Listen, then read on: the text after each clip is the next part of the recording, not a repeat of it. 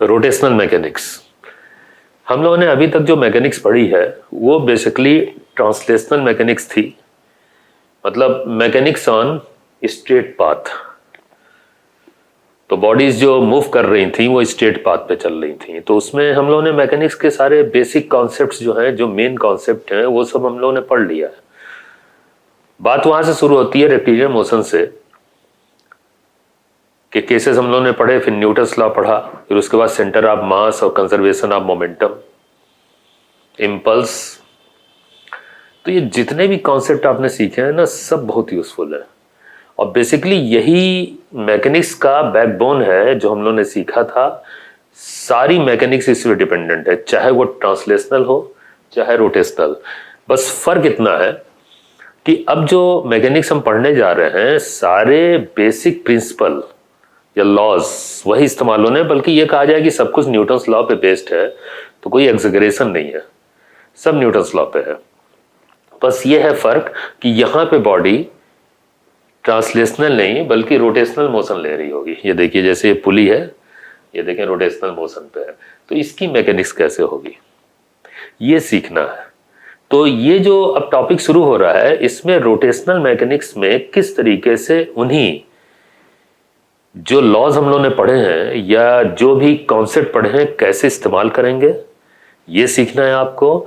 और थोड़ा सा फर्क क्या है ये भी देखना है, फर्क नहीं भी है और है भी, तो सब देखेंगे। और ये भी आप देखें खास बात कि जब रोटेशनल मैकेनिक्स की बात आएगी तो पहले हम लोग प्योर रोटेशन पे बात करेंगे कि बॉडी जो है प्योर रोटेशनल मोशन में, जैसे एक पुली है, ये देखें प्योर रोटेशन में है, और वहीं पे ये बॉडीज देखें ये ट्रांसलेशनल मोशन में है, तो कॉम्बिनेशन की भी बात आएगी। ये ट्रांसलेशनल मोशन हम लोगों ने मैकेनिक्स पढ़ लिया है और रोटेशनल अभी पढ़ने जा रहे हैं, फिर इसी चैप्टर में कॉम्बिनेशन की बात, मतलब एक सिस्टम जो मोशन कर रहा होगा उसमें कुछ हिस्सा ट्रांसलेशनल मोशन में होगा तो कुछ हिस्सा रोटेशनल मोशन में। तो ऐसे सभी केसेस हम लोग कैसे सॉल्व करेंगे ये आपको देखना है, इसमें ये सीखना है, ठीक है।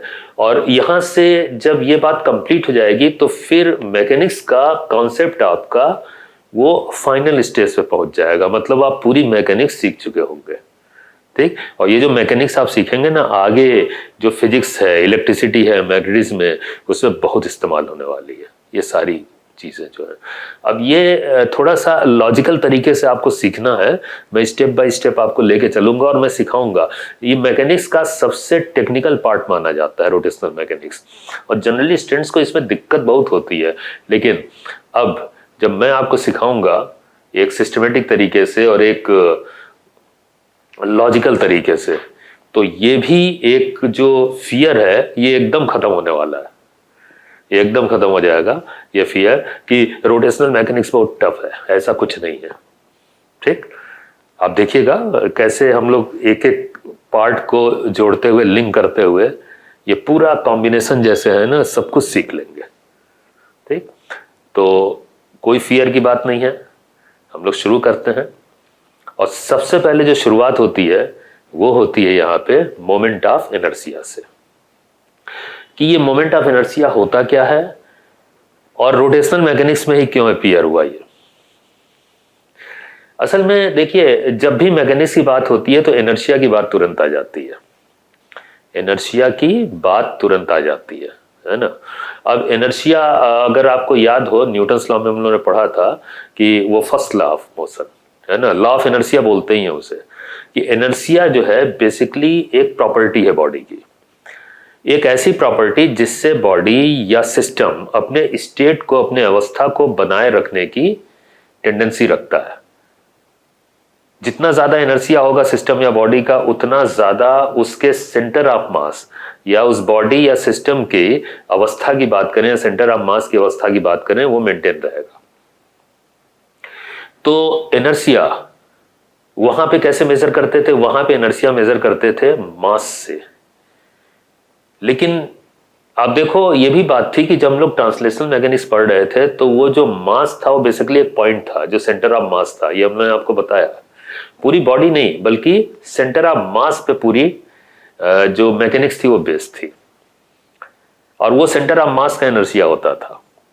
लेकिन रोटेशनल मैकेनिक्स में जब आते हैं हम, तो यहाँ पे असल में बॉडी किसी पर्टिकुलर एक्सिस के अबाउट रोटेट करती है। जैसे मान लीजिए पुली है, अपने सेंटर ऑफ मास के अबाउट रोटेट कर रही है, तो जानते हैं इसमें एक्सिस का भी महत्व हो जाता है। अब एक ही बॉडी डिफरेंट टाइप के एक्सिस पे रोटेट कर सकती है, तो जानते हैं उसके मोशन का तरीका डिफरेंट डिफरेंट हो सकता है। सेम बॉडी होगी तो जानते हैं सेम बॉडी का अगर मोशन का तरीका डिफरेंट डिफरेंट हो सकता है तो फिर उसका इनर्शिया भी डिफरेंट डिफरेंट हो सकता है। मेरा कहने का क्या मतलब है, आइए देखते हैं जरा सा। मैं दिखाता हूं आपको कि कैसे एक ही बॉडी डिफरेंट टाइप के रोटेशंस कर सकती है।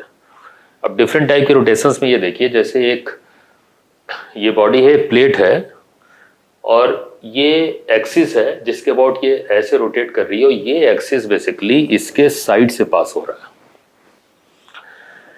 यही बॉडी एक दूसरे एक्सिस के अबाउट कैसे रोटेट करेगी। अब की बार जो एक्सिस है वो इसके सेंटर से यानी कि इसके मिड पॉइंट से पास हो रहा है और इसी प्लेट के प्लेन में है।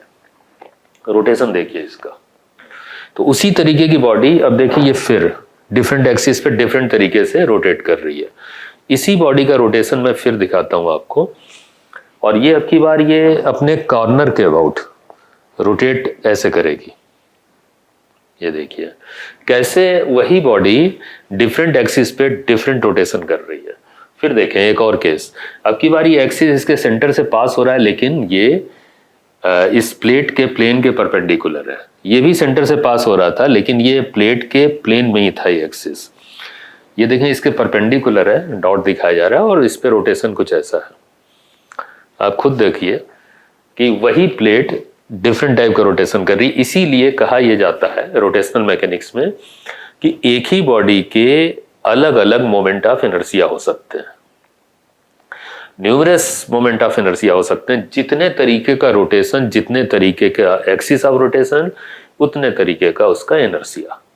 इसीलिए मोमेंट ऑफ इनर्शिया हमें किसी बॉडी का निकालना पड़ता है। पहले ट्रांसलेशनल मैकेनिक्स में ऐसा प्रॉब्लम नहीं थी। ट्रांसलेशनल मैकेनिक्स में सिर्फ मास होता था और वही इनर्शिया का मेजरमेंट होता था। तो बॉडी किसी भी शेप की हो, सीधी चल रही है, उसके मास से उसका इनर्शिया नाप लेते थे, तो वो बदलता नहीं था। अगर बॉडी गिवन है तो मास भी गिवन है। लेकिन यहाँ पे चूंकि एक्सिस ऑफ रोटेशन की बात आ रही है तो मोमेंट ऑफ इनर्शिया, जिसे मोमेंट ऑफ इनर्शिया आप बोलेंगे, रोटेशनल इनर्शिया भी बोल सकते हैं, वो बदल जाता है। अगर आपको ध्यान हो, इसका फॉर्मूला एक पॉइंट मास के लिए जो मोमेंट ऑफ इनर्शिया जो एक्सप्रेशन होता था, वो अगर आपको याद हो तो mr², I is equal to mr²। अभी मैं दिखाऊंगा। तो उसमें मास तो होता ही था और r जो है बेसिकली एक्सिस ऑफ रोटेशन से डिस्टेंस होती थी। वो जो डिस्टेंस है उसका यूज होता था mr²। तो डिस्टेंस किससे, एक्सिस ऑफ रोटेशन से, उसी से फर्क पड़ जाता है कि एक्सिस कहाँ है और बॉडी कैसे रोटेट करेगी। तो मोमेंट ऑफ इनर्शिया अफेक्टेड हो जाता है। तो इसीलिए मोमेंट ऑफ इनर्शिया फाइंड करने का पूरा एक चैप्टर है, अच्छा खासा वर्क है इस पे। तो पहले वो सिखाऊंगा मैं आपको। इनर्शिया जब पता चलेगा तभी तो आगे की मैकेनिक्स हम लोग कर पाएंगे। तो सबसे पहले वही सीखना शुरू करते हैं, ठीक है। आइए देखते हैं।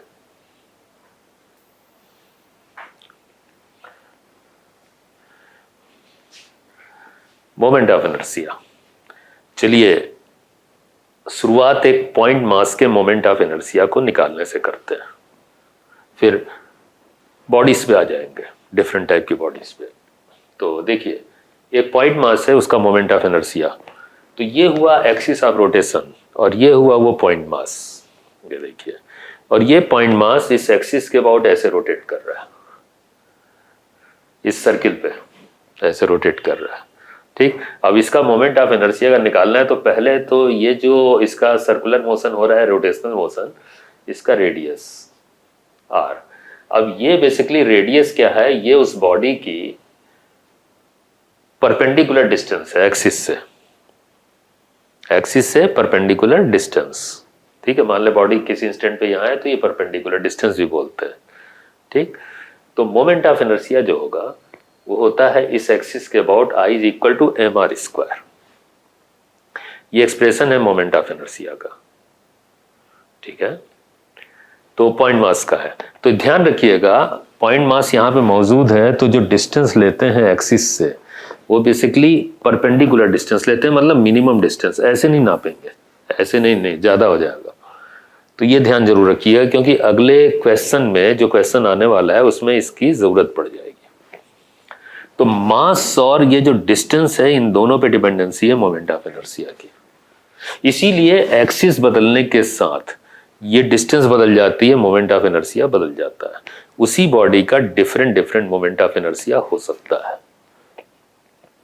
एक क्वेश्चन आ रहा है कि find the moment of inertia of the given system of point masses about the axis E dash.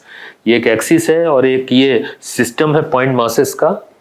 Figure में दिया हुआ है ऐसे एक स्क्वायर के कॉर्नर पे ऐसे पॉइंट मासेस लगे हुए हैं, और इस पूरे सिस्टम का हमें मोमेंट ऑफ इनर्शिया इस एक्सिस के अबाउट फाइंड करना है। कुछ नहीं, सिंपल मैथमेटिक्स होती है। हर पॉइंट का मोमेंट ऑफ इनर्शिया फाइंड करके उसको सीधे जोड़ देना होता है। एक ही एक्सिस के अबाउट मोमेंट ऑफ इनर्शिया सीधे सीधे जुड़ जाते हैं। तो चलें फाइंड करते हैं moment of inertia. One by one एक एक पॉइंट मास उठाते हैं कुछ ऐसे। तो moment of inertia I is equal to I1 plus I2 plus I3 plus I4। असल में ये जो 4 पॉइंट मासेस हैं 1, 2, 3 और 4 ये नेम दे रहा हूं, इनके मोमेंट ऑफ इनर्शिया को फाइंड करके इसे जोड़ देना है। अब जोड़ने में आप देखो यहाँ पे शुरू करते हैं इससे, इस मास से, पहले मास से। तो पहला मोमेंट ऑफ इनर्शिया तो जीरो हो जाएगा। क्यों जीरो आप समझ रहे होंगे, क्योंकि यहाँ पे डिस्टेंस तो एक्सिस से है ही नहीं, तो आर ही जीरो है इसका, इसलिए पहला मोमेंट ऑफ इनर्शिया जीरो हो गया। दूसरे की बात करेंगे तो हमें देखें इस डिस्टेंस से मतलब नहीं है ऐसे, है ना। मोमेंट ऑफ इनर्शिया में हमें जो डिस्टेंस चाहिए होती है एक्सिस से, वो परपेंडिकुलर डिस्टेंस, मतलब मिनिमम डिस्टेंस। ये देखिए ड्रॉ कीजिए, ये डिस्टेंस चाहिए आर की जगह। तो इसको ज्योमेट्रिकली आप फाइंड करो तो आप जानते हो ये राइट एंगल ट्राइंगल है। अगर ये हाइपोटेन्यूस है ए और ये 45 डिग्री का ट्राइंगल है, तो सामने वाला जो साइड होगा वो ए साइन 45 हो जाएगा। 45 एंगल है ना इसके सामने वाला, तो साइन से गवर्न होगा, और साइन 45 इज 1/√2। तो ये डिस्टेंस हो जाएगी a/√2। तो इस पॉइंट के लिए जो डिस्टेंस लेंगे वो a/√2 लेंगे, आर वैल्यू। तो उस हिसाब से हो जाएगा mr²। देखिए r², तो r इज a/√2, ये ले लिया। फिर आती है बात ये थर्ड मास की, थर्ड मोमेंट ऑफ इनर्शिया की। तो यहाँ पे ये वाली डिस्टेंस, ये डिस्टेंस इस स्क्वायर का डायगोनल है। स्क्वायर का साइड a है, तो डायगोनल आप जानते हो क्या होगा, √2 टाइम्स होगा साइड का, तो a√2 हो जाएगा। स्क्वायर है ना इसलिए, तो ये a√2 यहाँ पे ले लें, तो I3 इस m into a√2 square, mr² इसका। ठीक, तो चलें ये भी हो गया। और फाइनली ये जो फोर्थ मास है यहाँ पे, आप देखो यहाँ पे ये फोर्थ मास की बात करें तो उसी तरीके से आप देखो फोर्थ मास भी अगर सिमेट्री से देखा जाए तो ये 45 डिग्री पे होगा, है ना। ये देखें, और ये डिस्टेंस इसी डिस्टेंस के बराबर होगी, कितनी होगी, a साइन 45, और ये देखें a/√2। तो ये परपेंडिकुलर डिस्टेंस a/√2 ये ले लिया। और ये देखें यहाँ पे ये पुट करते हैं, I4 आ जाएगा उसी तरीके से, तो m इंटू a/√2 स्क्वायर। ठीक, अब इसे सॉल्व कर लेते हैं। ठीक है, चारों मास हो गया, चारों पॉइंट मास हो गए, जोड़ लेते हैं इनको। तो ये तो जीरो हो गया, ये ma²/2 हो गया, ये ma²2 यानी कि ट्वाइस ma² होगा, √2 का स्क्वायर हुआ ना ये 2, और ये ma²/2 ये भी हो जाएगा। इसे आप ऐड कर दो, तो ma²/2 मिलके ma² बनाएंगे, और एक ट्वाइस ma² है, तो सब जुड़ के ये ऐड होके आ जाएगा 3ma²। ये इस सिस्टम का मोमेंट ऑफ इनर्शिया हो गया ई डैश एक्सिस के अबाउट।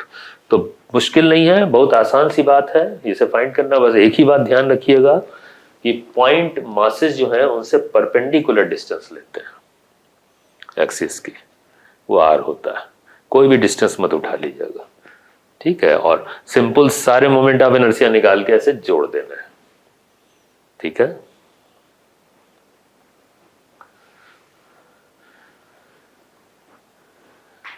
अब आती है बात बॉडीज की, कुछ टिपिकल शेप की, यूनिफॉर्म शेप की बॉडीज, उनके मोमेंट ऑफ इनर्शिया की बात करता हूँ। यहाँ पे मोमेंट ऑफ इनर्शिया का मैं लिस्ट दे रहा हूँ, ठीक। कुछ टिपिकल शेप की बॉडीज हैं, यूनिफॉर्म शेप की, उनका मोमेंट ऑफ इनर्शिया कुछ टिपिकल एक्सिस के अबाउट याद कर लेना चाहिए, जिनका यूज होता है आमतौर पे। वैसे किसी भी एक्सिस के अबाउट मोमेंट ऑफ इनर्शिया निकालने के तरीके भी मैं सिखाऊंगा, लेकिन उतना ही जो आपके इस लेवल पे रिक्वायर्ड है। लेकिन काफी कुछ मोमेंट ऑफ इनर्शिया आपको याद करने होंगे केसेस के हिसाब से, तो वो मैं दिखाता हूं आपको। यूनिफॉर्म रॉड का मोमेंट ऑफ इनर्शिया बड़ा इंपॉर्टेंस रखता है। देखिए किन एक्सिस के अबाउट लेना है वो भी आप देखिए। रोटेशन अबाउट सेंटर ऑफ मास, एक रॉड है अपने सेंटर ऑफ मास के अबाउट ऐसे रोटेट कर रही है, ये देखिए, है ना। और इसी का रोटेशन का तरीका बदल जाएगा। आप देखिए rotation about one of the ends of the rod. अब यही रॉड अगर एक एंड के अबाउट रोटेट करे तो कुछ ऐसे रोटेट करेगी, तरीके बदल गए रोटेशन के, ठीक है। अब मोमेंट ऑफ इनर्शिया उसी रॉड का अब देखो बदल जाएगा, क्या होता है वो मैं आपको दिखाता हूं। देखिए इसी रॉड को फिर से रोटेट करता हुआ देखें, यहां पे ये सेंटर ऑफ मास के अबाउट है, कुछ ऐसे दिख रहा है। रोटेट करना आपकी बार एक्सिस ऐसे जा रहा है, इस प्लेन के परपेंडिकुलर है ना, ऐसे रोटेट करना दिखा रहा है ना, ये सेंटर ऑफ मास के अबाउट है। और दूसरा जो दिखाया था आपको वो कुछ ऐसे है। ये फर्क ये है कि ये जो केस दिखा रहा था मैं, ये असल में आप सामने से देख रहे हो, और इसी को अगर टॉप से देखो ऐसे तो ऐसे दिखेगा, ये देखें। तो रोटेशन सेंटर ऑफ मास के अबाउट ये है, और इसी रॉड का अगर रोटेशन एंड के अबाउट लेंगे तो रॉड ऐसे रोटेट करने लगी, ये देखिए, है ना। तो फर्क हो जाएगा मोमेंट ऑफ इनर्शिया। दिखाता हूं क्या होती है वैल्यू मोमेंट ऑफ इनर्शिया की, वो पहले से ही डेवलप्ड है, वैल्यू आपको याद करना है। वैसे है कि अगर सेंटर ऑफ मास के अबाउट बात की जाए, ये देखें ये रॉड का लेंथ L है, और सेंटर ऑफ मास के अबाउट जो एक्सिस है उसे O डैश से रिप्रेजेंट करते हैं। जनरली सेंटर ऑफ मास को O से रिप्रेजेंट किया जाता है, इसलिए एक्सिस O डैश लिख रहे हैं। मोमेंट ऑफ इनर्शिया इस एक्सिस के अबाउट I_O ml²/12 होगा, बड़ा इंपॉर्टेंट है, याद रखिएगा। और इसी रॉड का एंड के अबाउट मोमेंट ऑफ इनर्शिया अगर लिखेंगे तो ये हो जाता है IE डैश एक्सिस, मतलब एंड के अबाउट E, तो IE हो जाएगा ml²/3। इसकी भी इंपॉर्टेंस है काफी, तो ये दोनों याद रहने चाहिए। फर्क है देखिए मोमेंट ऑफ इनर्शिया में, ठीक है, ये आपको याद रखना है। क्वेश्चन आ रहा है कि two rods each of mass m and length L are joint at the centre to form a cross. मतलब दो रॉड हैं, उनको एक जैसे हैं, एक मास का एक ही लेंथ का, और ऐसे क्रॉस बना दिया गया है, ठीक। कह रहे the moment of inertia of this cross about an axis passing through the common centre of the rods and perpendicular to the plane formed by them. इस कहने का मतलब यह है कि कुछ इस तरीके से बात कर रहे हैं, ये दो रॉड हैं, आइडेंटिकल हैं, L लेंथ और M मास की, ये क्रॉस बना दिया गया। और जो एक्सिस ये डिफाइन कर रहे हैं वो एक्सिस बेसिकली ये सेंटर के अबाउट ऐसे पास हो रहा है। ये कि आप देखो लैंग्वेज, इसमें लिखा हुआ है कि cross moment of inertia of this cross about an axis passing through the common centre. Common centre ये हो गया, ये है ना। और कैसे centre of the rods and perpendicular to the plane formed by them, मतलब कॉमन सेंटर से तो पास ही हो रहा है, और ये जो प्लेन है जिसमें ये रॉड है इसके परपेंडिकुलर ऐसे। तो असल में क्वेश्चन में या तो फिगर बना के दें एक्सिस की, या फिर लैंग्वेज में डिफाइन कर दें, वो समझना पड़ता है। तो इस एक्सिस के अबाउट है, तो ठीक है, ये एक्सिस देखा जाए तो ये बेसिकली दोनों ही रॉड का सेंटर ऑफ मास हो गया, उससे पास होने वाला एक्सिस। तो बहुत सिंपल सी बात होगी, फिर तो मोमेंट ऑफ इनर्शिया निकालना बहुत ही आसान हो गया। हर एक रॉड का सेंटर के about moment of inertia ml²/12 भी तो होगा, तो एक रॉड का लें और फिर उतना ही दूसरे रॉड का भी ले लें, क्योंकि दूसरे रॉड का भी ये सेंटर ऑफ मास है। दोनों का सेंटर ऑफ मास के अबाउट मोमेंट ऑफ इनर्शिया लिखें, ml²/12 होता है, इसे जोड़ दें, सिंपल ऐड कर दिया, ये आ गया ml²/6। तो बहुत आसान सा क्वेश्चन था ये, बस 2 रॉड थी, तो मोमेंट ऑफ इनर्शिया सिंपल जुड़ गया। ठीक है, एक ही एक्सिस के about moment of inertia simple mathematics लगता है। ठीक है,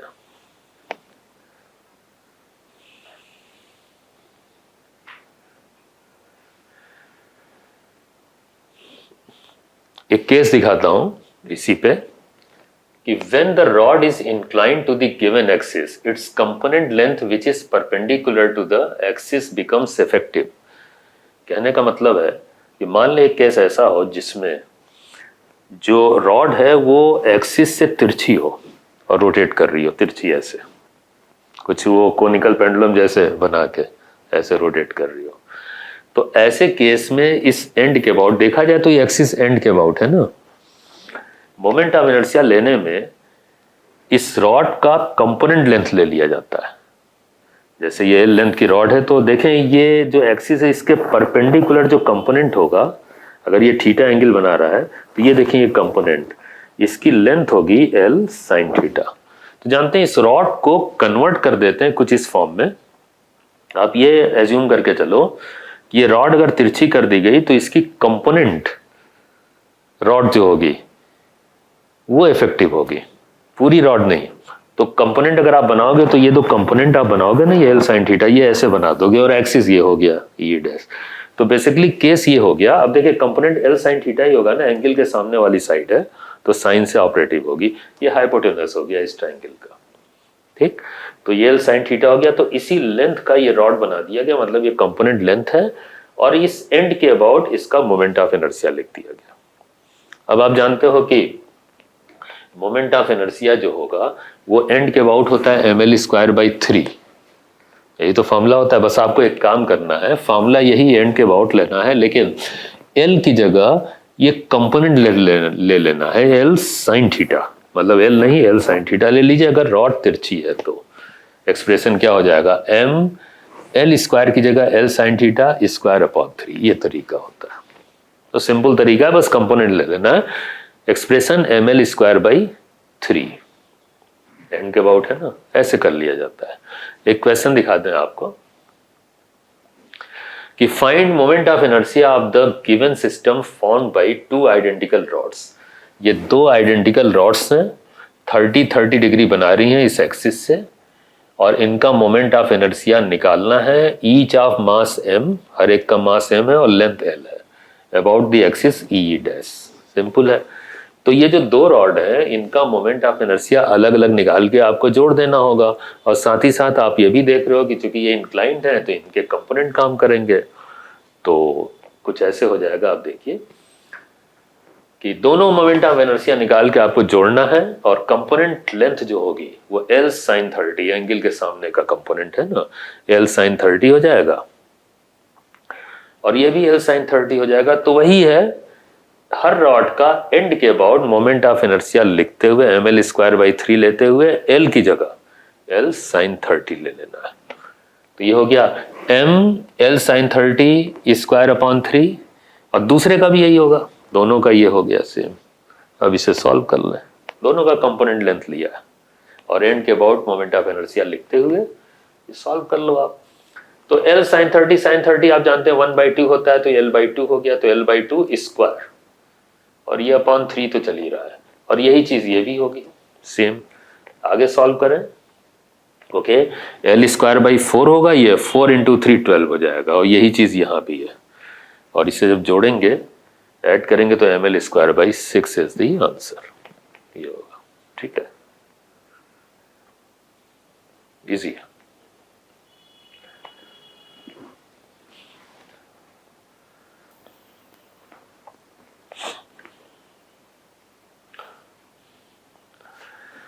अब मैं दिखाता हूं रेक्टेंगुलर प्लेट का डिफरेंट एक्सिस के अबाउट मोमेंट ऑफ इनर्शिया।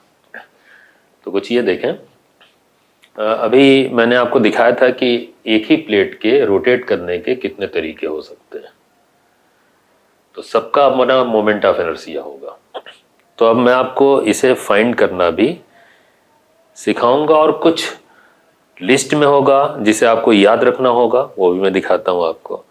तो एटलीस्ट इसमें आप ये देखो कि इस समय 3 केसेस, एक ये 1 2 और 3, ये तो आपको याद करना है। और फिर जैसे ये कॉर्नर के अबाउट जो रोटेशन है इसको फाइंड करना भी मैं सिखाऊंगा, ये लिस्ट में नहीं होगा। तो असल में कुछ थ्योरम होती है, 2 थ्योरम होती है इसकी, एक थ्योरम ऑफ पैरेलल एक्सिस और एक थ्योरम ऑफ परपेंडिकुलर एक्सिस। उसका यूज करके आप किसी भी एक्सिस के about moment of inertia find कर लेंगे, वो बाद में। अभी तो सिर्फ वो केसेस जो इंपॉर्टेंस रखते हैं, जो फ्रीक्वेंट अपीयर होते हैं, जिनको आपको याद रखना है, वो दिखाता हूं आपको। तो एक ये रेक्टेंगुलर प्लेट है और एक्सिस में दिखाता हूं, ये इसकी डायमेंशंस, इसके डायमेंशंस, ये जैसे एक तरफ ए वैल्यू का साइड है, एक साइड की लेंथ इसकी बी है, ये रेक्टेंगुलर प्लेट है। ये सेंटर ऑफ मास है, सेंटर ऑफ मास के अबाउट पास होने वाले कुछ एक्सिस है, एक तो एक्स एक्सिस, एक ये वाई एक्सिस। इनके अबाउट मोमेंट ऑफ इनर्शिया यहाँ पे मैं लिख रहा हूँ। पहले वाई एक्सिस के अबाउट देखें, आई वाई, वाई एक्सिस के अबाउट mv²/12। अगर आप ये ध्यान से देखो तो ये एक्सप्रेशन वैसा ही है जैसे रॉड का लिखा था हम लोगों ने, सेंटर ऑफ मास के अबाउट। ऐसे अगर थोड़ी देर के लिए इस प्लेट को एक रॉड महसूस करें, मतलब एज्यूम करें, जिसकी लेंथ बी हो, जैसे वहां एल लेंथ थी ना, तो सेंटर ऑफ मास के अबाउट जो एक्सिस पास हो रहा था उसके अबाउट हम लोगों ने मोमेंट ऑफ इनर्शिया लिखा था ml²/12। वही है ये ml²/12, बस एल की जगह बी हो गया है। ये याद करने के लिए मैं सिखा रहा हूँ। तो I Y is equal to mb²/12, जहां Y axis centre of mass के अबाउट पास हो रहा है। और बिल्कुल यही चीज अगर आप दूसरे एक्सिस पे देखें तो एक्स एक्सिस के अबाउट, जो कि फिर सेंटर ऑफ मास से पास हो रहा है, इसी तरह का expression I X is equal to ma²/12 आएगा। क्यों? क्योंकि एक्स एक्सिस के अबाउट लेंथ जो है ए पड़ रही है, जबकि वाई एक्सिस के अबाउट इसी प्लेट की लेंथ बी थी। तो वही है बिल्कुल सिमेट्री में। ये मोमेंट ऑफ इनर्शिया आप आई वाई को ही देख के आई एक्स भी लिख सकते हैं। तो एक्स एक्सिस के अबाउट लेंथ ए, जबकि वाई एक्सिस के अबाउट लेंथ बी। तो mb²/12 वाई के अबाउट और x के अबाउट ma²/12। ठीक, 2 मोमेंट ऑफ इनर्शिया तो ये हो गए। एक मोमेंट ऑफ इनर्शिया आप ये देखो z एक्सिस के अबाउट, ये ध्यान दीजिएगा, यहाँ पे ये दिखा रहा हूं मैं आपको कि ये जो एक्सिस है, ये x और y एक्सिस तो इस प्लेट के प्लेन में पास हो रहे हैं, लेकिन एक जो तीसरा एक्सिस है जो इस प्लेन के परपेंडिकुलर होगा ऐसे आउटवर्ड, ये z एक्सिस कहलाएगा। इसके अबाउट अगर ये प्लेट रोटेट करेगी तो कुछ ऐसे रोटेट करेगी, है ना। तो इस एक्सिस के अबाउट मोमेंट ऑफ इनर्शिया अगर आप लिखते हो तो उसका एक तरीका होता है, ये जो एक्स और वाई एक्सिस के अबाउट मोमेंट ऑफ इनर्शिया है ना, इनको आप जोड़ दो, ये देखो, तो जेड एक्सिस के अबाउट मोमेंट ऑफ इनर्शिया आ जाता है कुछ ऐसे ma²/12 mb²/12। ये आई एक्स है और ये आई वाई है। इन दोनों को जब आप ऐड करेंगे तो m/12 कॉमन आ गया, तो ये हो गया expression m/12 bracket a² + b²। ठीक, तो ये moment of inertia z axis के अबाउट हो गया। और ये क्यों जोड़ दिया, ये तब आप सीखोगे जब मैं आपको थ्योरम ऑफ परपेंडिकुलर एक्सिस सिखाऊंगा। ये थ्योरम ऑफ परपेंडिकुलर एक्सिस से ही लिया गया एक्सप्रेशन है ये। अब ये क्या होता है ये बाद में आएगा, लेकिन अभी फिलहाल ये जाने कि एक्स और वाई एक्सिस के अबाउट अगर आप मोमेंट ऑफ इनर्शिया को जोड़ देते हो तो जेड एक्सिस के अबाउट आ जाता है। ठीक है, मोमेंट ऑफ इनर्शिया। और एक एक्सिस और एंड के अबाउट, तो एंड के अबाउट मोमेंट ऑफ इनर्शिया होता है, मतलब एक साइड है इसकी, उसके about moment of inertia mb²/3। फिर एक बार याद करें कि ये एंड था और ये रॉड था जिसकी लेंथ l थी, तो मोमेंट ऑफ इनर्शिया क्या होता था ml²/3। अब वो लेंथ की जगह वो b आ गया है ना। तो वही है कि इस एंड के अबाउट एक्सप्रेशन वैसे रॉड वाला ही चलता है, लेंथ b है ना, तो वही एक्सप्रेशन आ गया mb²/3। ऐसे ही अगर मान लें ये वाला साइड आप लेते तो इस साइड के अबाउट लेंथ a हो जाती, तो एक्सप्रेशन हो जाता ma²/3। ये तो उसी बात को दिमाग में रखते हुए रॉड वाला आप ऐसे लिख सकते हो एक्सप्रेशन। ठीक है, ये याद करने का तरीका है।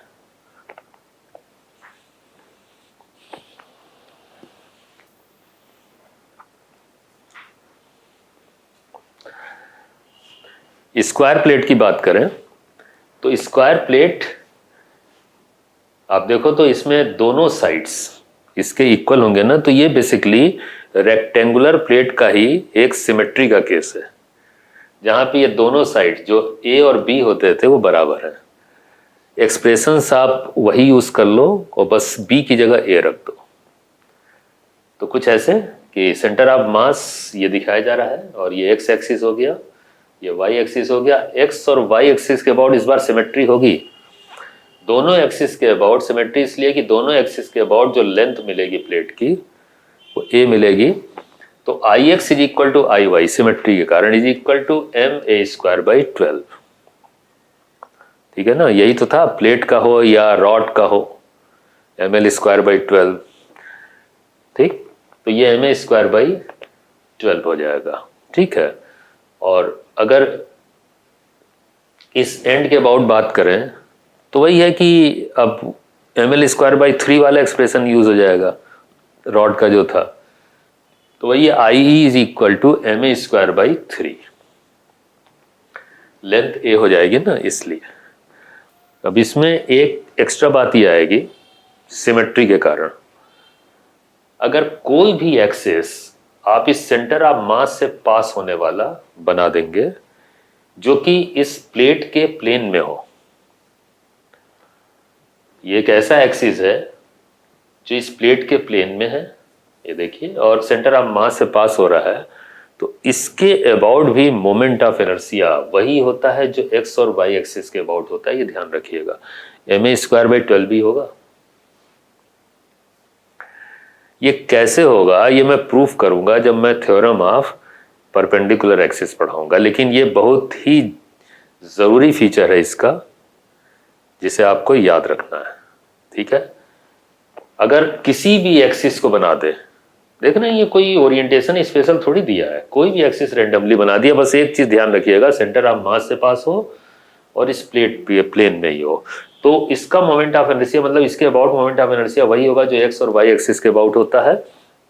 इसी तरीके से अगर एक डायगोनल ले लें, ये देखें डायगोनल है इस प्लेट का, इसके अबाउट भी मोमेंट ऑफ इनर्शिया वही होगा जो पी के अबाउट या एक्स या वाई एक्सिस के अबाउट है। इसका मतलब एक कॉमन बात यह हो गई कि आप इस प्लेट के प्लेन में कोई भी एक्सिस ड्रॉ कर दो, हाँ, सेंटर ऑफ मास से पास होना चाहिए। मतलब इन सारे एक्सिस का एक दो कॉमन बात है, एक तो ये प्लेट के प्लेन में है और दूसरा सेंटर ऑफ मास से पास हो रहे हो। सबके about moment of inertia M A square by 12 ही होता है, ये ध्यान रखिएगा। फिर से मैं बोल रहा हूं, कोई भी एक्सिस आप रेंडमली ज्वाइन कर दो, मतलब ड्रॉ कर दो, है ना, जो इस सेंटर ऑफ मास से पास हो रहा हो और इस प्लेट के प्लेन में हो, उसके about moment of inertia M A square by 12 ही होता है। ठीक है, याद रखिएगा। ओके, और फिर बात वही है कि अगर मान लें एक जेड एक्सिस बनाया जाए ऐसे प्लेट के परपेंडिकुलर सेंटर ऑफ मास से पास होने वाला, इसके अबाउट ये प्लेट ऐसे रोटेट करेगी, तो इसके अबाउट मोमेंट ऑफ इनर्शिया उसी तरीके से जैसे रेक्टेंगुलर प्लेट में मैंने बोला था, एक्स और वाई एक्सिस के अबाउट मोमेंट ऑफ इनर्शिया जोड़ दो, ये जेड के अबाउट आ जाएगा। तो वो था I X plus I Y, ये जोड़ने पे क्या आएगा देखिए result, M A square by 12 M A square by 12, ये दोनों बराबर थे ना सिमेट्री होने के कारण, इनको ऐड कर देंगे तो आई जेड, ये देखिए m बाई 12 कॉमन ले लिया तो ये ट्वाइस ए स्क्वायर हो गया, ये हो जाएगा एम ए स्क्वायर बाई 6, है ना, ये m बाई 12 कॉमन लिया ना तो ए स्क्वायर प्लस ए स्क्वायर ट्वाइस ए स्क्वायर, ये एम ए स्क्वायर बाई 6 आ गया, 12 2 से कैंसिल हो जाएगा, 6 टाइम्स ये 6 आ गया। ये एक्सप्रेशन बहुत इंपॉर्टेंस रखता है। स्क्वायर प्लेट का जेड एक्सिस के अबाउट रोटेशन का जो केस होता है वो बहुत इंपॉर्टेंट केस माना जाता है, तो याद रखिएगा एम ए स्क्वायर बाई 6 होता है ये एक्सप्रेशन जेड एक्सिस के अबाउट। ठीक है,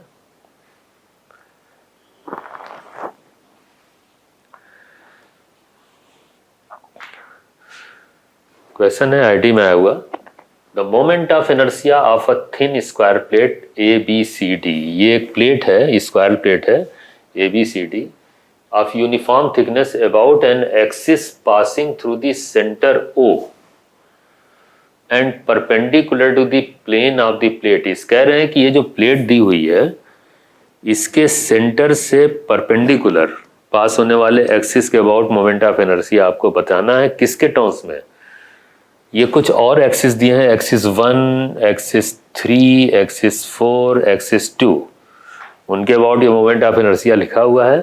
कह रहे हैं कि बताएं इन मोमेंट ऑफ इनर्शिया से कैसे ये सेंटर के अबाउट जो मोमेंट ऑफ इनर्शिया है जो इसके परपेंडिकुलर है प्लेन के, संबंधित है, ये रिलेटेड है। तो अभी अभी आपने देखा कि एक्स और वाई एक्सिस के अबाउट मोमेंट ऑफ इनर्शिया जोड़ने से ये जेड के अबाउट मोमेंट ऑफ इनर्शिया आ जाता है। ये वो पॉइंट जेड ही तो हो गया, ये जेड एक्सिस। तो इस हिसाब से देखा जाए तो 3 और 4, ये देखें I3 और I4, ये दोनों जोड़ने से ये मोमेंट ऑफ इनर्शिया आ ही जाएगा।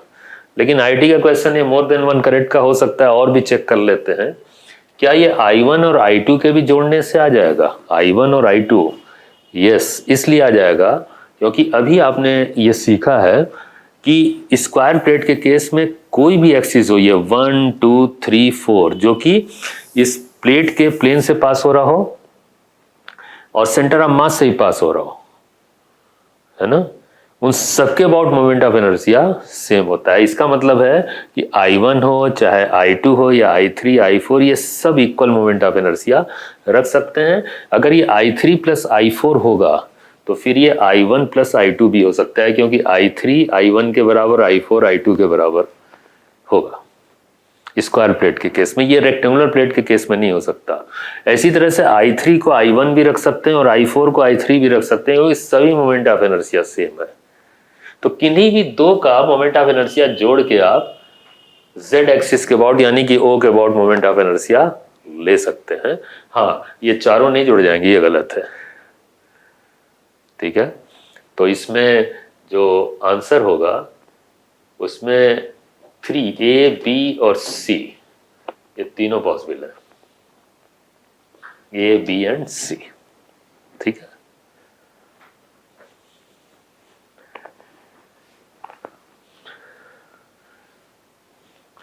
क्वेश्चन है for a given uniform square lamina ABCD, lamina plate को ही बोलते हैं, ये भी स्क्वायर प्लेट का केस है ABCD, है ना, हुज सेंटर इज O, ठीक है। अब उसमें कह रहे हैं कि इसमें से कौन सा एक्सप्रेशन जो है वो करेक्ट होगा।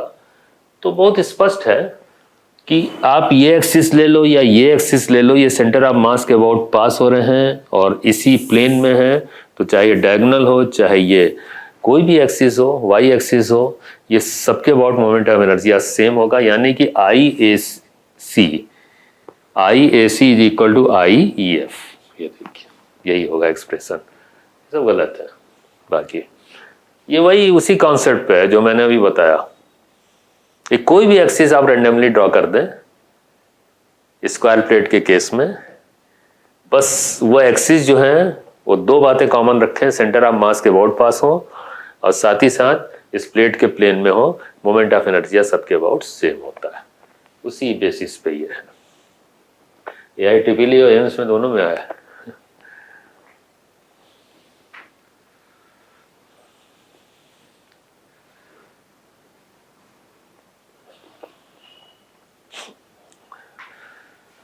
अब आती है बात ट्रायंगुलर प्लेट की। एक ट्रायंगुलर प्लेट है और किसी साइड के अबाउट वो अगर रोटेट करता है ऐसे, अपने एक साइड के अबाउट जैसे ऐसे रोटेट कर सकता है ये, है ना, तो ये रोटेट कर रहा है, तो इसके अबाउट मोमेंट ऑफ इनर्शिया इसकी हाइट पे डिपेंड करता है। मास तो होता है, ये हाइट पे डिपेंड करता है। तो इस साइड के अबाउट ये देखें हाइट इस ट्रायंगल की, moment of inertia simple mh²/6 होता है, इसे याद रखना है आपको, mh²/6। फिर से बोल रहा हूं, इसका मतलब हो गया कि जो मोमेंट ऑफ इनर्शिया साइड के अबाउट है IE, वो हाइट पे डिपेंडेंट है, उस साइड के अबाउट जो ट्रायंगल का हाइट होगा। ये मैं क्यों कह रहा हूं, उसका रीजन ये है कि जैसे मान लें कोई भी ट्रायंगल हो, जैसे अब ये शेप का ट्रायंगल है, ये देखें ऐसा ट्रायंगल बन गया तो ये हाइट हो जाएगा, ये वाली साइड हो गई, ठीक है। तो मान लें जैसे कोई ये ट्रायंगल है और आपको कंपेयर करना है मोमेंट ऑफ इनर्शिया इस ट्रायंगल का हर साइड के अबाउट। तो चूंकि यहाँ सिमेट्री नहीं है तो हर साइड के अबाउट मोमेंट ऑफ इनर्शिया इसलिए डिफरेंट होगा क्योंकि ये ट्रायंगल हर साइड के अबाउट हाइट डिफरेंट रखेगा। कैसे मैं दिखाता हूँ, जैसे मान लें ये हाइट जो है ये ए बी साइड के अबाउट है, ये देखिए हाइट। अच्छा ऐसे ही दूसरा साइड उठाएं जैसे ए सी साइड, ये देखिए, तो इसके अबाउट जो हाइट होगा वो देखिए ये आएगा, फर्क देख रहे हैं। और इसी तरीके से बी सी साइड उठाएं तो हाइट ये देखिए। तो अगर मोमेंट ऑफ इनर्शिया आप निकालोगे तो जो सबसे कम हाइट है उसके अबाउट मोमेंट ऑफ इनर्शिया सबसे कम होगा, जो सबसे ज़्यादा साइड मतलब हाइट जो है सबसे ज़्यादा है उसके अबाउट मोमेंट ऑफ इनर्शिया सबसे ज़्यादा होगा। तो ये साफ है कि एच बी सी ये सबसे ज़्यादा रख रहा है हाइट, और उसके बाद जो नंबर 2 पे है वो एच ए सी है, उससे कम है, और सबसे कम हाइट एच ए बी है। तो नेचुरली मोमेंट ऑफ इनर्शिया चूंकि हाइट पे डिपेंडेंट है तो बीसी साइड के अबाउट मोमेंट ऑफ इनर्शिया सबसे ज़्यादा होगा क्योंकि हाइट सबसे ज़्यादा है। ये वाला इस साइड के अबाउट, ये देखें ये सबसे ज़्यादा हाइट है ना, तो ये कौन सी साइड है, ये है ना, ये बीसी, इस साइड के अबाउट हाइट सबसे ज़्यादा है, तो मोमेंट ऑफ इनर्शिया इस साइड के अबाउट सबसे ज़्यादा होना है। और नेक्स्ट नंबर पे ए सी आ जाएगा, और सबसे छोटा जो होगा मोमेंट ऑफ इनर्शिया सबसे कम ए बी के अबाउट होगा क्योंकि ए बी साइड के अबाउट हाइट सबसे कम है। और एक चीज़ आप ध्यान दीजिएगा कि जिस साइड के अबाउट हाइट सबसे कम होती है वो साइड सबसे बड़ी होती है, और जिस साइड के अबाउट हाइट सबसे ज़्यादा है वो साइड सबसे छोटी होती है। इसका मतलब ये हो गया जो सबसे छोटा साइड है उसके अबाउट मोमेंट ऑफ इनर्शिया सबसे ज़्यादा होगा क्योंकि उसके अबाउट हाइट सबसे ज़्यादा है। और जानते हैं ये क्यों होता होगा, सिंपल सी बात है, एरिया जो होता है प्लेट का वो तो कॉमन होगा ना, और एरिया जो है हाइट और साइड बेस के मल्टीप्लिकेशन से बनता है, half into height into base. तो हाइट और बेस के मल्टीप्लिकेशन से अगर एरिया बन रहा है, और एरिया तो कांस्टेंट रहेगा, फिक्स रहेगा इस गिवन ट्रायंगल का, तो अगर हाइट कम होगी तो साइड की वैल्यू बढ़ जाएगी, और साइड कम होगा तो हाइट की वैल्यू बढ़ जाएगी। इसीलिए यहाँ पे एक्सप्रेशन आ रहा है कि moment of inertia is largest about the smallest side. क्यों? क्योंकि स्मॉलेस्ट साइड के अबाउट हाइट बिगेस्ट होगी, लार्जेस्ट होगी। ठीक है, तो मोमेंट ऑफ इनर्शिया भी लार्जेस्ट होगा। ठीक, ये ध्यान रखिएगा।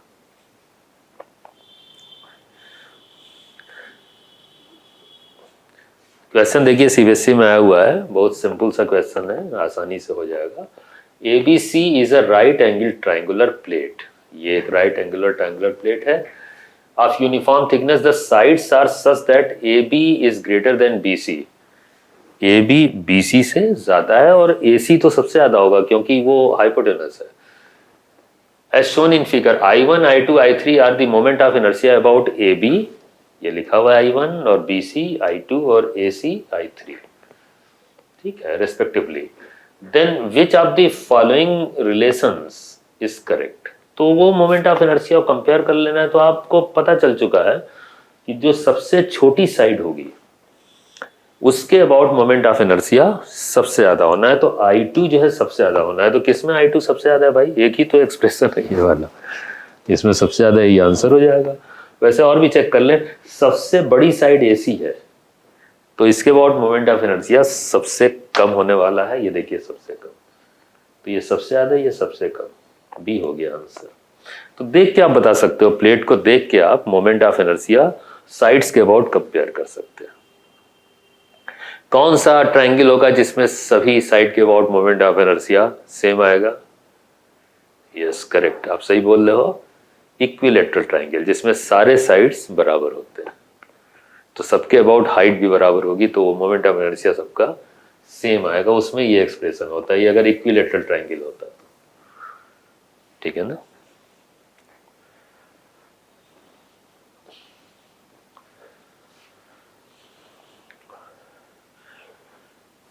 सर्कुलर प्लेट, सर्कुलर प्लेट सबसे ज्यादा सिमेट्री का केस होता है, तो चाहे वो एक्स एक्सिस हो चाहे वो वाई एक्सिस हो या कोई भी एक्सिस हो, जो सेंटर ऑफ मास के अबाउट पास हो रहा है और इसी प्लेन में है, उसके about moment of inertia mr²/4 होता है। इसे याद रखिएगा, ये प्लेट है।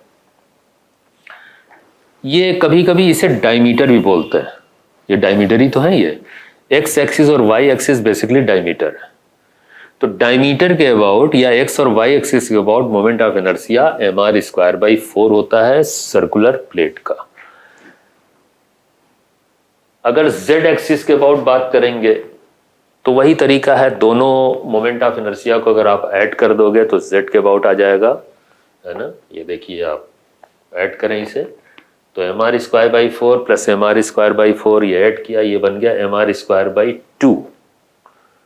ये याद रखिएगा, बहुत इंपॉर्टेंट केस है सर्कुलर प्लेट का। mr²/2 जेड एक्सिस के अबाउट। ये इसलिए इंपॉर्टेंट केस इसको मैं बोल रहा हूँ क्योंकि आगे रोटेशन मैकेनिक्स में पुली का, व्हील का बहुत इस्तेमाल होता है। व्हील तो व्हील सर्कुलर प्लेट ही जैसा होता है, तो ऐसे घूम रहा है तो जनरली वो जेड एक्सिस के अबाउट घूमता है, तो इस मोमेंट ऑफ इनर्शिया का इस्तेमाल बहुत होता है। ठीक, अच्छा, ये देखें, एक रैंडम एक्सिस अगर ड्रॉ कर दें तो जैसे अभी स्क्वायर प्लेट में आपने सीखा था उसी तरीके से इसमें भी ये सिमेट्री का जो केस होता है उसमें कोई भी एक्सिस आप ड्रॉ कर दो रैंडमली, सेंटर ऑफ मास से पास हो और इस प्लेट के प्लेन में हो, तो उसका भी मोमेंट ऑफ इनर्शिया वही होगा जो एक्स और वाई एक्सिस के अबाउट होगा। तो I P is this same. ठीक, और ये भी तो डायमीटर ही है, आप देखें। ठीक है, अच्छा, एक खास बात ये देखें, ये इस प्लेट का एक पार्ट है, सेक्टर जिसे बोल सकते हैं। ये बड़ा आता है, ये अक्सर पूछा जाता है। तो मान लीजिए जैसे इसमें से एक पार्ट कट कर ले, तो अगर इस सेक्टर कट करेंगे, जानते हैं जेड एक्सिस के अबाउट ये ऐसे घूम रहा होगा ना, ये देखिए ऐसे घूमेगा ना, ये इसका भी मोमेंट ऑफ इनर्शिया का एक्सप्रेशन बिल्कुल ऐसा ही होता है जैसे ये जेड एक्सिस का है। अगर आर रेडियस का है ये, तो एक्सप्रेशन बिल्कुल यही होगा। बस ये ध्यान रखिएगा कि यहाँ पे मास इसका यूज होगा। भाई ये छोटा पार्ट, इसका मास कम हो जाएगा, वो पूरा बड़ा है तो ये मास, मतलब एक्सप्रेशन एक जैसा। अब कभी ऐसा भी होता है कि एग्जामिनर क्या करता है, देखें, अगर ये सीधे सेक्टर दे दिया और इसका मास दे दिया तब तो ये एक्सप्रेशन आप लिख दो, लेकिन कभी ये होता है कि सर्कुलर प्लेट दे देंगे पूरा और इसका मास देंगे और कहेंगे इसमें से पार्ट कट करके बनाया गया, अब उसका मोमेंट ऑफ इनर्शिया बताओ, तो नेचुरली फिर मास कम हो जाएगा ना। ये भाई उसमें से आप कट कर रहे हो, मास इसका दिया हुआ है तो इसका मास इस्तेमाल करोगे ना तो कम आएगा।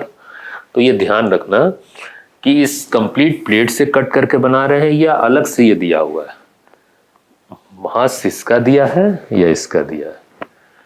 ठीक, तो ध्यान रखिए, अगर मान लें पूरे प्लेट का मास दिया है तो उसमें आपको ये करना होगा। देखिए मैं बताता हूं आपको कि to find moment of inertia of a sector cut from a disc of mass m, ये पूरा डिस्क है मास m का, इससे कट करके अगर बनाया जाए तो क्या करेंगे आप। देखिए इससे ये कट करके बनाया जा रहा है, तो मान लें इसका मास m है और इसका m डैश कम हो जाएगा। अब कंपैरिजन में रखेंगे तो ये देखिएगा, ये भी बताएंगे कितने एंगल पे इसे कट किया गया है, मतलब इसकी एंगुलर साइज। ये देखिए, अब कहेंगे ये 90 डिग्री का कट है या 60 डिग्री का है या 30 डिग्री का, जो भी कहें, है ना, तो वो डिफाइंड होगा। तो मैं आपको दिखाता हूं कि इसका एक्सप्रेशन आप कैसे निकालोगे। आपको इसका मास इसके टर्म में निकालना पड़ेगा। तो कुछ नहीं, मास ऑफ द सेक्टर हो जाएगा m dash is equal to, जिस रेशियो में 360, ये टोटल एंगल 360 है ना, जिस रेशियो में आपने इसमें कट किया है जितने एंगल पे, उसी रेशियो में मास भी कट हो जाएगा, है ना। तो टोटल मास का इतना हिस्सा एंगुलर पार्ट देखें, 360 में से थीटा ये लिया गया है ना। तो ये जो एक्सप्रेशन होगा ना, ये उसका मास निकालने के लिए होगा।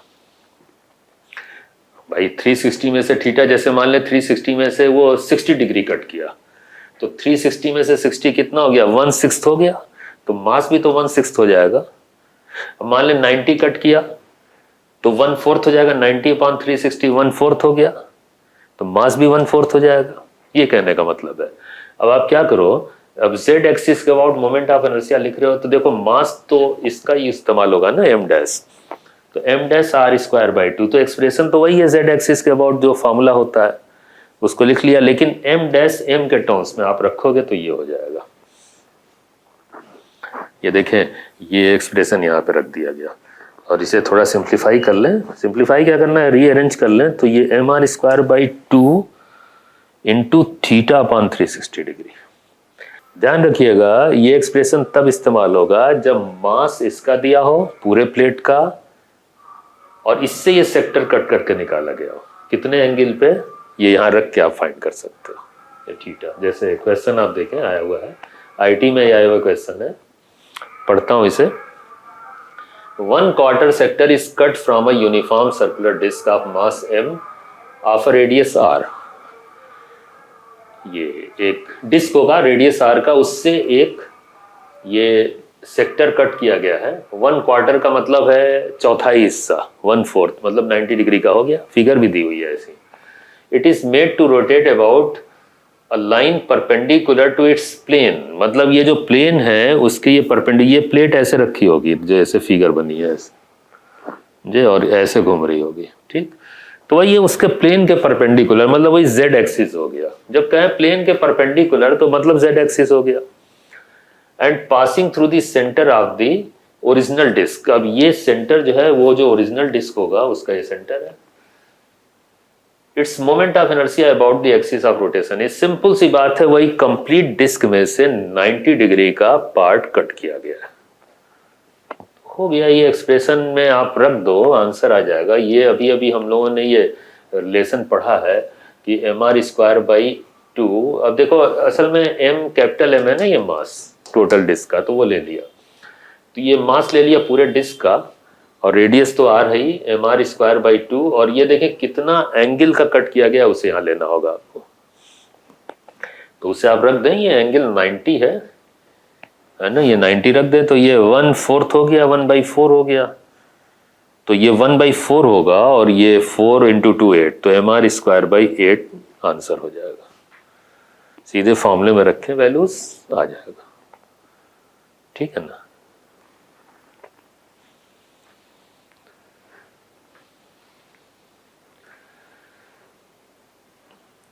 सर्कुलर रिंग, अब रिंग आप समझ ही रहे हो कि एक वायर से बनी होगी ऐसे, है ना, ये प्लेट नहीं है, रिंग है, ठीक। अब ये भी सिमेट्री का केस होता है, तो सिमेट्री, ये सेंटर ऑफ मास दिखाया जा रहा है, आर रेडियस की रिंग है, एक्स एक्सिस और वाई एक्सिस के about moment of inertia equal है, और कितना होगा, एम आर स्क्वायर बाई 2 होगा।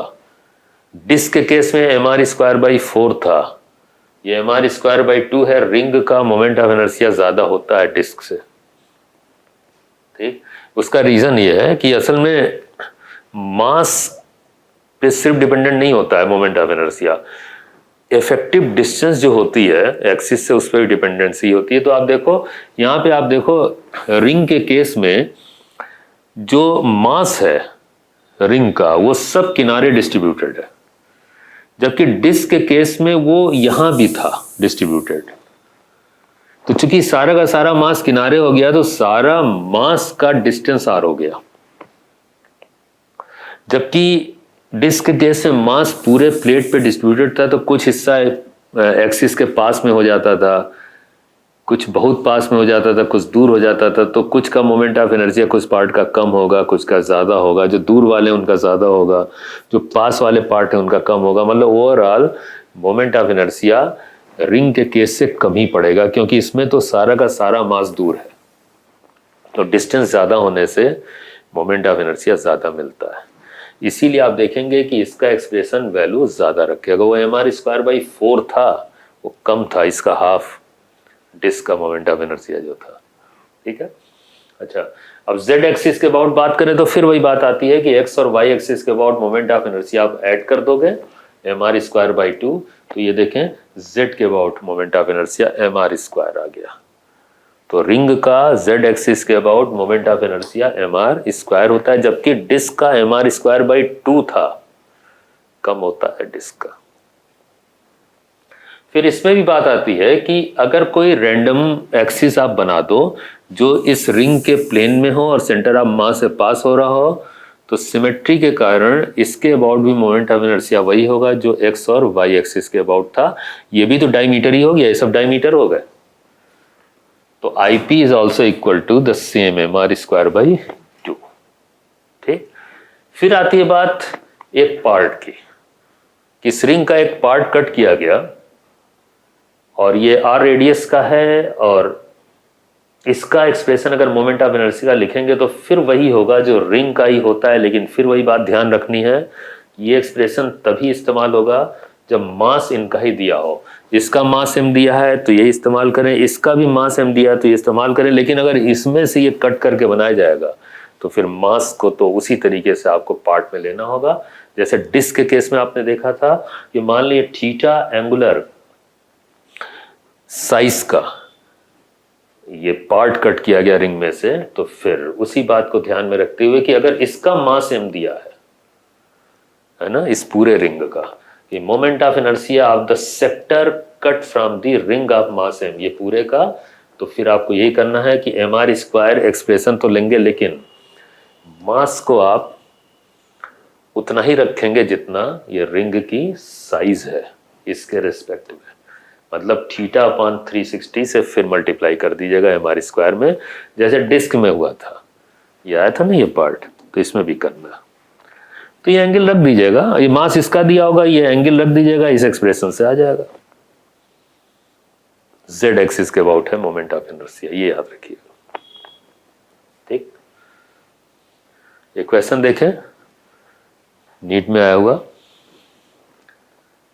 कि from a circular ring of mass m and radius r, an arc corresponding to a 90-degree sector is removed.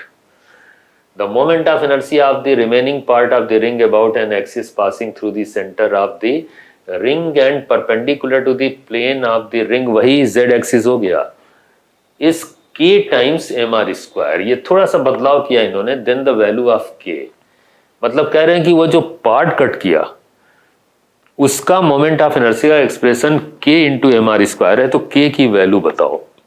Simple, means वही moment of inertia part का तो पूछ रहे हैं, तो कुछ ऐसे अप्रोच कर जाइए कि भाई जो पार्ट कट किया गया उसमें जरा ध्यान दीजिएगा, वो इसमें से ये जरा आप ध्यान दीजिए 90 डिग्री का सेक्टर रिमूव किया गया है और रिमेनिंग कितना बचा, तो देखिएगा यहाँ पे इस पूरी रिंग में से ये 90 डिग्री का सेक्टर ये रिमूव कर रहा है, कुछ ऐसे देखिए, ये देख रहे हैं 90 डिग्री इसको रिमूव किया है ना, तो इतना बचा ना, इसका नहीं पूछ रहे हैं, ये बचे हुए का है ना। तो the moment of inertia of the remaining part of the ring, remove किया 90 डिग्री और रिमेनिंग पार्ट का पूछ रहे हैं, तो रिमेनिंग पार्ट का एंगल कितना होगा, ऑफ कोर्स एंगल 270 डिग्री होगा। 360 में से 90 डिडक्ट करो 270, तो 270 डिग्री का मोमेंट ऑफ इनर्शिया निकालना होगा। एक्सप्रेशन ये था, अभी आपने पढ़ा था, ठीक, ये फॉर्मूला है, इसमें m जो है वो कैपिटल M दिया हुआ है और थीटा आपने निकाल लिया 270, तो रख देता हूं मैं, ये देखें m जो है वो कैपिटल M, ये रख दिया, थीटा की जगह 270 ये आ गया, और फिर आप इसे कैलकुलेट कर लें तो ये 3/4 हो जाएगा अगर आप कैलकुलेट करेंगे इसे, तो 90 से कट जाएगा, तो 90 से आप कट करेंगे तो ये 3 होगा और ये 4 होगा। ठीक है, अच्छा आगे अगले स्टेप में ये कह रहे हैं कि ये जो एक्सप्रेशन है इसको कंपेयर आप कर लो किससे, ये 3/4 एम आर स्क्वायर आया ना, तो इन्होंने कहा कि ये जो एक्सप्रेशन है वो किसके बराबर है, k times M R square के बराबर। तो इसे क्या करें, ये जो एक्सप्रेशन है मोमेंट ऑफ इनर्शिया का, इसको k into M R square रख दें, जैसा कि क्वेश्चन में बोल रहे हैं यहाँ पे। तो कह रहे हैं कि k की वैल्यू बता दो, कंपेयर कर लो, k की वैल्यू क्या दिख रही है, यही तो दिख रही है 3/4, k इज इक्वल टू 3/4, बाकी एम आर स्क्वायर तो ये सेम है, ये आंसर आ गया। ठीक है ना, तो सीधे ये फॉर्मूला यूज करें ऐसे केस के लिए और फाइंड कर लें।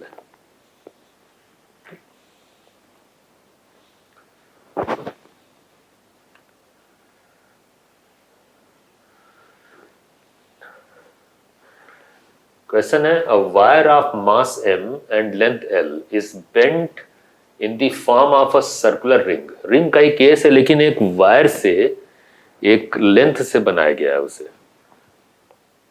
The moment of inertia about its axis is, कोई दिक्कत नहीं है, एक्सिस के about, axis wise Z axis हो गया।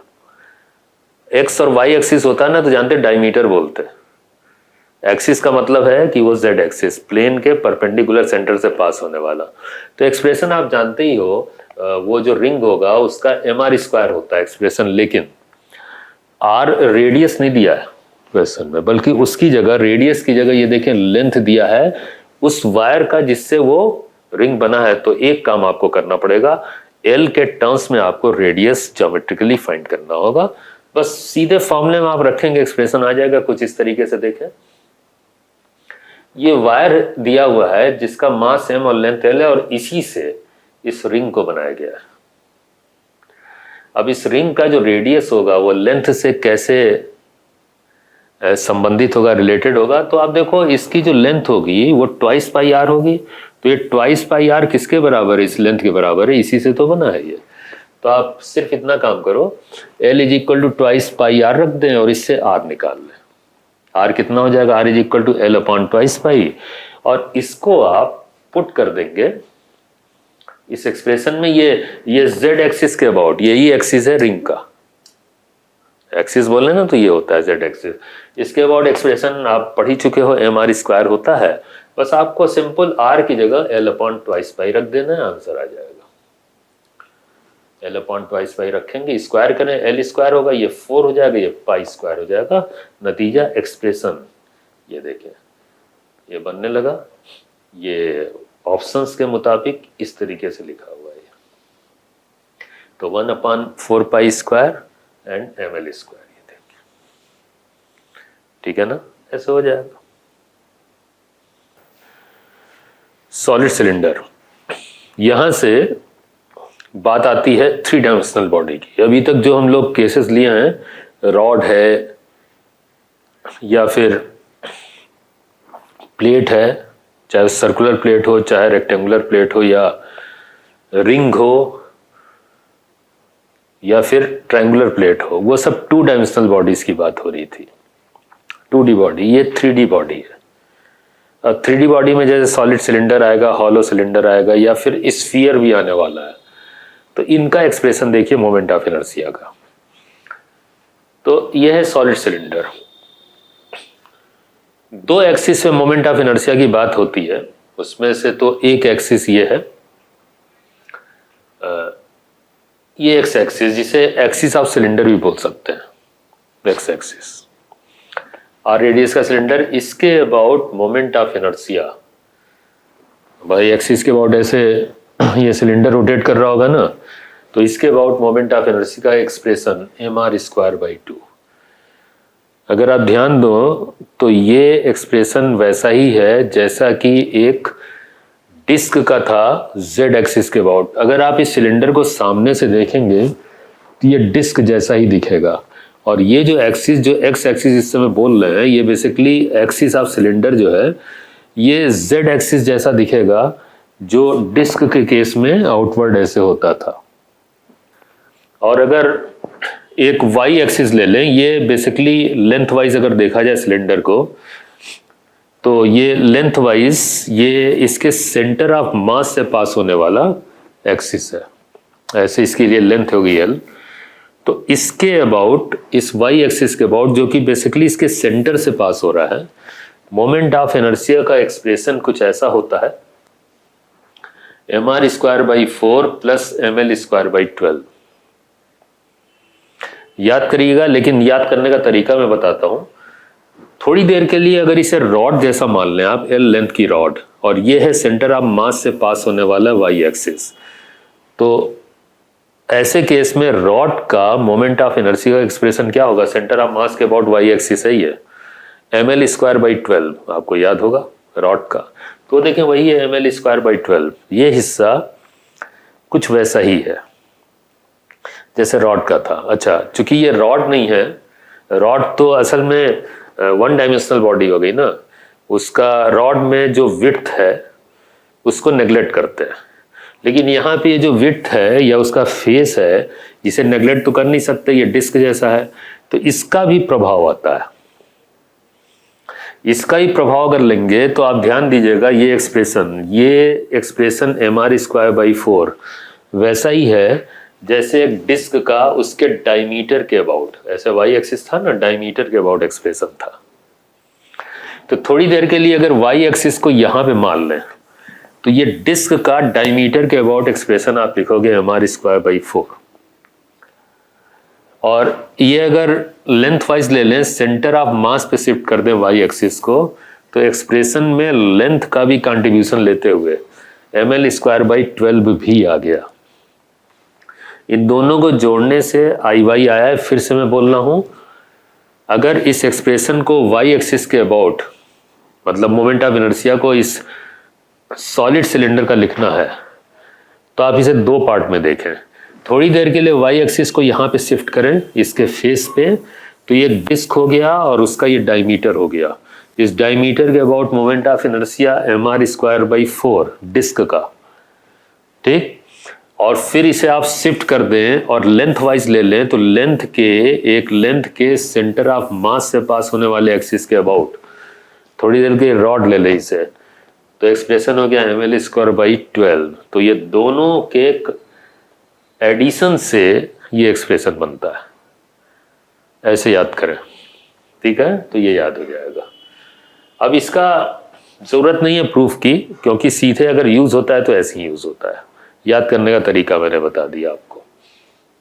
तो ये तो था सॉलिड सिलेंडर। सिलिंड्रिकल शेल की बात करें तो शेल बेसिकली, शेल का मतलब है एक थिन वॉल का हॉलो सिलेंडर। ये थिन वॉल है, देखें ये हॉलो सिलेंडर है।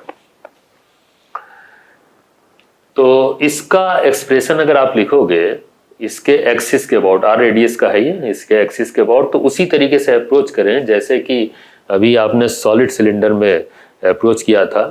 तो इस एक्सिस के अबाउट अगर ये सामने से देखेंगे तो ये सिलेंडर आपको रिंग जैसा दिखेगा। तो आप समझ लीजिए कि रिंग का मोमेंट ऑफ इनर्शिया उसके जेड एक्सिस के अबाउट जो होता था, है ना, वही एक्सप्रेशन इसका भी होगा मोमेंट ऑफ इनर्शिया का इसके एक्सिस के अबाउट। तो आई एक्स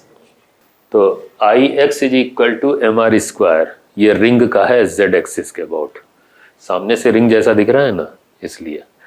और फिर अगर वाई एक्सिस के अबाउट, जो कि सेंटर ऑफ मास से इसके पास हो रहा है, और इसका लेंथ एल लिया जाए वैसे, है ना, मोमेंट ऑफ इनर्शिया अगर आपको निकालना है तो वही अप्रोच करें जो अभी थोड़ी देर पहले मैंने आपको सॉलिड सिलेंडर के लिए बताया था।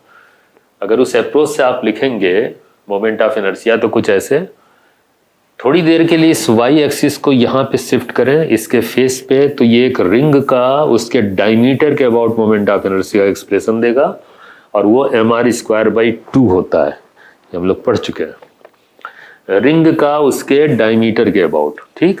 और फिर इसको इधर शिफ्ट करें, सेंटर ऑफ मास से पास करें, तो ये लेंथ कंसिडरेशन में आएगा।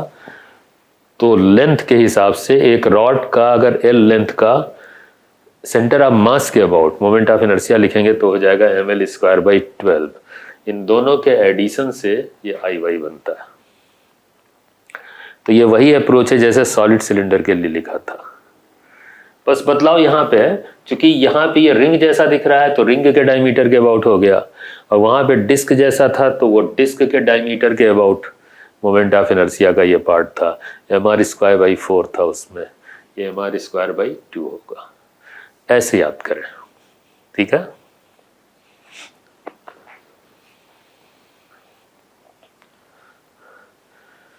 सॉलिड स्फीयर ये एक ऐसी 3 डायमेंशनल बॉडी है जो हर तरफ से सिमेट्रिकल है, चाहे वो एक्स एक्सिस ले लें, चाहे वो वाई एक्सिस ले लें, चाहे वो जेड एक्सिस आप ले लो।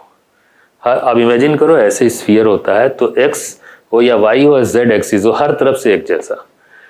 तो नेचुरली अगर सिमेट्री है हर डायमेंशन में, तो हर डायमेंशन में मोमेंट ऑफ इनर्शिया भी सेम आएगा। इसीलिए इस केस में आई एक्स, आई वाई और I Z is equal to 2/5 mr², ये सबका सेम आ गया। इसमें वो थ्योरम ऑफ परपेंडिकुलर एक्सिस नहीं यूज होगा, ये I Z is equal to I X plus I Y, ये सिर्फ यूज होता है जब 2 डायमेंशनल बॉडी हो। थ्योरम ऑफ परपेंडिकुलर एक्सिस वो हम लोग जब पढ़ेंगे तो उसमें जिक्र आएगा इस बात का। ये सिमेट्री है हर तरफ, तो तीनों एक्सिस पे, ऑल द 3 एक्सिस, इस पे मोमेंट ऑफ इनर्शिया का एक्सप्रेशन सेम आएगा। याद कर लीजिएगा 2/5 mr²। ठीक है। क्वेश्चन है what is the moment of inertia of solid sphere of density rho and radius R about its diameter. ये कोई खास बात नहीं है, सीबीएसई का क्वेश्चन है, कोई स्पेशल बात नहीं है इसमें। इसमें सिर्फ एक काम आपको करना है, क्योंकि डेंसिटी और रेडियस का जिक्र है और मास नहीं गिवन है, तो जो सॉलिड स्फीयर का जो एक्सप्रेशन अभी अभी आपने देखा था, उसी एक्सप्रेशन में आपको मास को डेंसिटी और वॉल्यूम के टर्म्स में लिख देना होगा, आंसर आ जाएगा।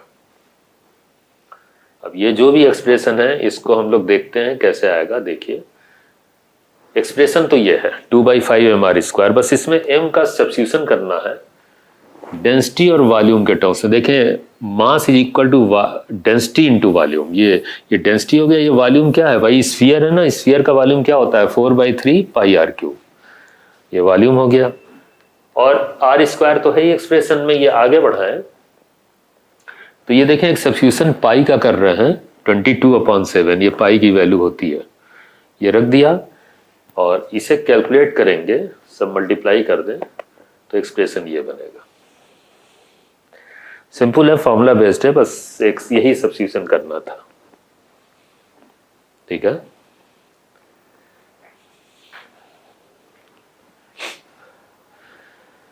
स्फेरिकल शेल बेसिकली स्फीयर ही है, एक हॉलो स्फीयर, थिन वॉल का, वॉल इसकी थिन है, हॉलो स्फीयर है। ये भी 3 डायमेंशनल बॉडी, हर तरफ से सिमेट्री होगी, और मोमेंट ऑफ इनर्शिया इसका अगर हर एक्सिस पे लिखेंगे तो ये तीनों एक्सिस पे सेम होगा, और ये होता है 2/3 mr²। देखिए सॉलिड स्फीयर से आप इसे कंपेयर करें तो 2/5 mr² था, ये 2/3 mr²। इसका वैल्यू या एक्सप्रेशन की वैल्यू जो है ज्यादा है। हॉलो वाले जो केसेस होते हैं उनका मोमेंट ऑफ इनर्शिया इसलिए ज्यादा होता है क्योंकि मैंने रिंग वाले केस में बताया था आपको, डिस्क और रिंग के केस में, कि इसमें सारा का सारा मास दूर शिफ्टेड होता है, अंदर तो कोई मास है नहीं। सारा मास अगर दूर शिफ्टेड है तो फिर वो मोमेंट ऑफ इनर्शिया तो ज्यादा ही रखेगा। सॉलिड स्फीयर में अंदर तक मास डिस्ट्रीब्यूटेड था, इसलिए वहां मोमेंट ऑफ इनर्शिया कम आ रहा था, यहां ज्यादा आएगा। ठीक है। और एक चीज और बता दें, क्वेश्चन में अगर सिर्फ स्फीयर की बात करें तो उसे सॉलिड स्फीयर लीजिएगा, अगर हॉलो स्फीयर होता है तो बोलते हैं हॉलो स्फीयर या शेल बोलेंगे उसे। ऐसी सिलेंडर के केस में जो है, अगर सिर्फ सिलेंडर बोल दे एग्जामिनर तो आप सॉलिड सिलेंडर लीजिएगा, जब तक वो हॉलो ना बोल दे या शेल ना बोल दे तब तक उसे हॉलो या शेल मत लीजिएगा। सिर्फ अगर सिलेंडर बोल दिया तो सॉलिड, सिर्फ स्फीयर बोल दिया तो सॉलिड, ये ध्यान रखना है। ठीक है।